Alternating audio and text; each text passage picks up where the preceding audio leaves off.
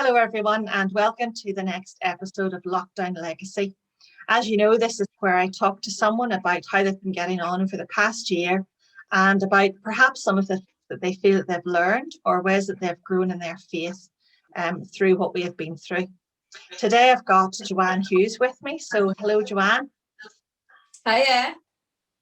Thank you so much for agreeing to do this, Joanne. I know that you've been very busy with teaching children at home and also teaching your own child at home. So thank you for agreeing to do this. No problem. We'll see how it goes. So Joanne, just to start off with, could you tell us what you've been doing, what you've been getting up to since last March? A lot of school. Like that's the big one. I was jotting down a few notes earlier about how I would describe the past year, and it's probably like a roller coaster.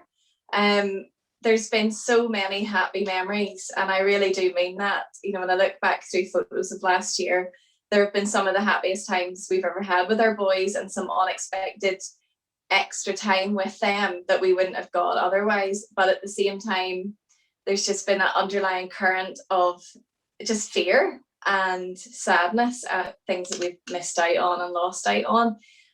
But I suppose at the outset of all of this, we wanted to try and make it a happy time for the boys. They're just at an age where we didn't want them to feel scared or that anything weird or bad was happening. We haven't hid it from them, but we wanted to make really happy memories for them. So during the first lockdown, we tried to keep quite a good structure at home. John and I were both remote teaching, and Sam, we were trying to do a few wee preschool things with Samuel. So we had typical teacher, Carol and I had a little bit of a timetable in place for us, but it was more to keep us sane, having two such lively boys at home. And then when we got to the weekend, it felt like a weekend. So we would start at 9 a.m, and John and me sort of worked between our own teaching and then looking after the boys. So we would have worked late into the night to get caught up on our remote teaching as well. So, I mean, everybody's the same. The weather was just glorious, and the boys were at the back in the sand and pull out. You know, there were so many happy memories, but obviously more challenges as well, but I'll talk about that later. The summer was lovely. We went away in the caravan. We are real staycationers anyway, so we don't travel a lot, so we loved it. We had a lovely holiday in Cranfield down County Down, and it was just such a rest. Then back to school.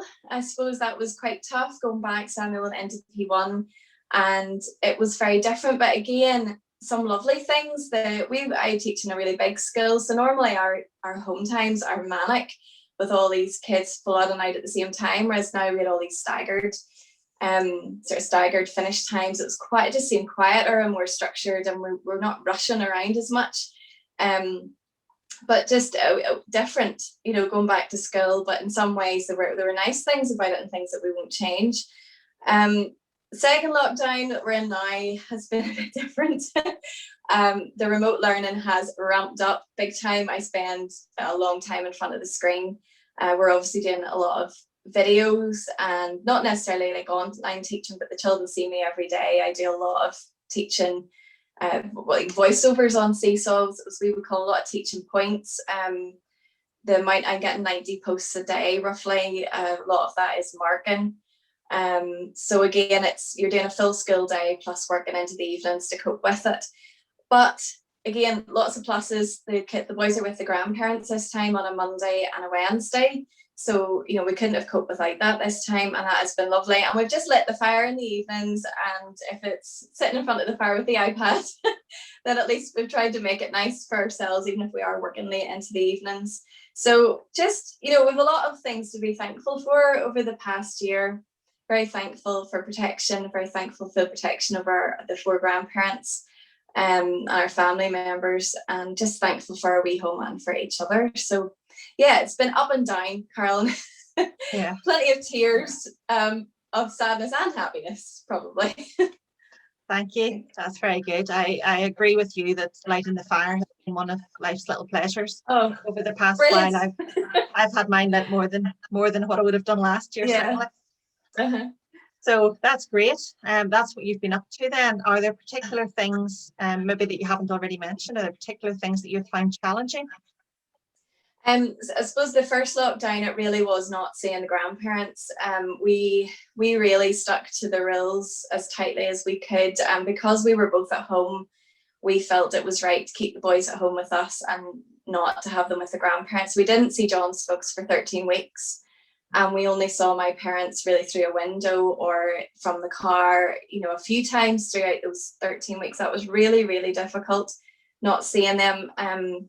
I felt personally that I missed out on, the benefit of my job share days. I'm not, I'm off on a Thursday and a Friday, and I planned nice things for those days. I actually ended up remote teaching on those days during the first lockdown, just the way things happened.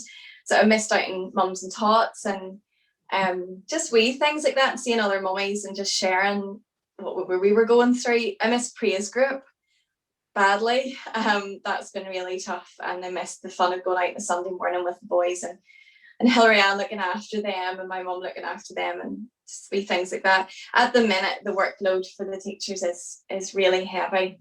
We had to learn a lot of new technology very quickly and get used to being on screen a lot and seeing ourselves and hearing our voices too much.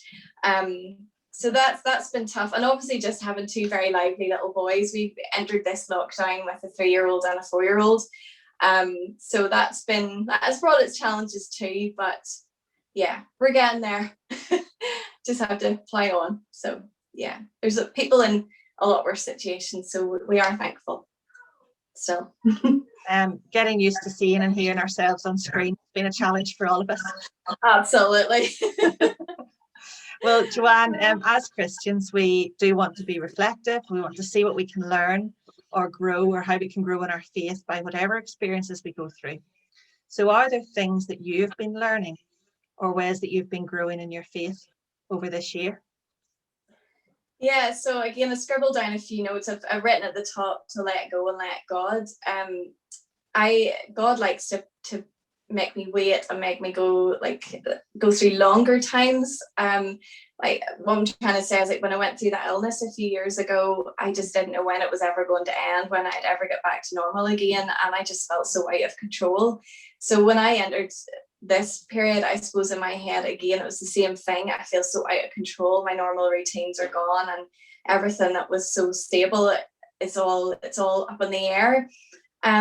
So I suppose being ill those, a few years ago, and it being quite a long time, it prepared me in a way for this. And I was able to bring a lot of the things I learned through that into this season. One of the blessings for me has been watching the seasons change, seeing spring coming in and seeing autumn come in, seeing spring coming in now, just that constant reminder that God holds on to us. And the human world is crazy and it's upside down, and the governments don't even totally know what they're doing, but God changes the seasons, and he brings the daffodils and he brings the snowdrops, and it's just amazing. A little weird point, I suppose, is how technology has helped me in my faith. Those of you that know John and me well will know we are a little bit old-fashioned. That's maybe not a nice term, but we don't like technology. But throughout this past year, I've discovered Spotify and a whole world of worship music and artists that I didn't know. Podcasts, I started listening to podcasts. I discovered Proverbs 31 Ministries and their little app for Bible study, which has been such a blessing. Care for the Family, running all their events online, has just an amazing blessing for me. Another thing I would say is just watching Christians in action. So the social action, I quite like watching songs of praise, and it's been lovely to watch churches over the whole of the UK and what they have done practically for people who are suffering during this time. And that's really inspired me. Maybe I'm not in the right situation at the minute with 2 young kids, but I'd love in the future to be involved in that sort of, the food banks and all of that. It's just been amazing to watch. One of the biggest blessings for me, as I've already said, was discovering Proverbs 31 Ministries, and it's a ministry for women. And they do, you've an app online, but then there's a Bible study book as well. And one of the studies that I did was this one, it's maybe back to front, but it was the answers to your deepest longings, 40 days through the Bible. And I did this last year, and it was such a blessing, because I'd really been struggling with my quiet times. ever since Thomas was born, really. But this inspired me to get back into the Bible again. And this was just going through the whole Bible and seeing how Jesus is in every single book of the Bible and how the whole Bible is his story. I just read it. There's so much I'd underline. I want to read very quickly. God is still loving, patient, faithful, and trustworthy. But we make the journey so much easier when we walk closely with Jesus, aligning our hearts, our longings, and our dreams with his, when we walk in the fullness of his love, mercy, and grace. When I got back into studying the Bible again, that's when, you know, I was able to cope better with what was happening last year and this year. Let's face it, it's going the same way. But I just find that so, just looking even at the experiences of the people of Israel and their journey through the wilderness, and, you know, like God did with them and what he's doing with us in our wilderness season as well. So yeah, that was a big help. So that's all a bit bitty, but yeah, there's so much that I wouldn't change, and so many things that were such a blessing last year and into this year as well. So well, you've been posting some of those Proverbs 31 things on Facebook, haven't you? I've yeah. read some of them, so that's lovely that you discovered that over this time. If there was one thing in particular, Joanne, I don't know if it's something you've already mentioned or something else, if there's one thing in particular that you were to take away from the year, what do you think it would be? It's to stay joyful in tribulation. I don't want you to think I've smiled through all of this. I have cried a lot, and I will admit that I have had moments of severe anxiety, palpitations, stomach churning, all of that, and I've worried. But underneath all of that, I have been joyful in my faith. And John and I had heard a talk quite early into the last lockdown, and the man who was speaking used these words, and they're up on our fridge in magnetic letters, and they have stayed there. They're still there. And it's just these words: steady, defiant, radiant, resilient, joy. And I suppose the whole way through this year, I've been thinking of Paul and Silas in Acts 16, and you know how they sang in the midst of what they were going through. And that's how we've approached what we're going through. We shouldn't be despondent, and yes, we do. Of course, we're human, obviously. I'm a woman, I cry quite a bit, but underlying all of that is that deep-seated joy that God has us in the palm of his hand, and that it's all in his control, and he knows what he's doing, and we just have to keep trusting him. So yeah, that's it. That will be the big thing. Stay joyful in tribulation if you can. I've just been doing the missionary lesson of Mary Slessor, and about how she encouraged her children that she was looking after to sing in the middle of a tornado. Wonderful. So, yeah. Right. Well, is there a verse then, or a passage that has been important to you, or especially meaningful to you this year? I mean, again, throughout my life, whether it's been whatever we've gone through, when John and me were getting him through uni, when we were waiting on a house, when we were going through, you know, were we going to have a family or not? Was that going to work out? When I was ill, Philippians 4 has been the passage that I've always gone back to, and it is just, my Bible's here, and it's just covered with dates where it was special to me. You know, rejoice in the Lord always, be anxious for nothing. The peace of God, which surpasses all understanding, will guard your hearts and minds. And then that wee part where Paul says, for I have learned in whatever state I am to be content. You know, yes, it's tough, but we've got our homes, we've got our online church, we've got so many blessings. God hasn't changed. The Bible is still in our hands. Like, we're not being persecuted for our faith. We are not being stopped from meeting together in this online way. And in many ways, the gospel's got out even more because of what we're going through. So Philippians 4 has been such a blessing again to me. It doesn't mean that God's going to magically take everything away that we're going through. He has the power to do that, of course, but he brings so much more blessing and teaches us so much when we go through hard times. He takes us through the hard times. So it's just learning that contentment and that rejoicing through whatever we face. And that's not easy. It really isn't. And I fall down so much, and I grumble and mumble, and, you know, I do cry, but how amazing it is to be facing what we're going through as Christians. It's, that is such a blessing, and that's what the world should see. It shouldn't see doom and gloom and complaining and this is the end and what are we going to do. It should see the joy that's in us, because God ultimately has the victory, I suppose. What I find encouraging about that verse is Paul says he learned to be content.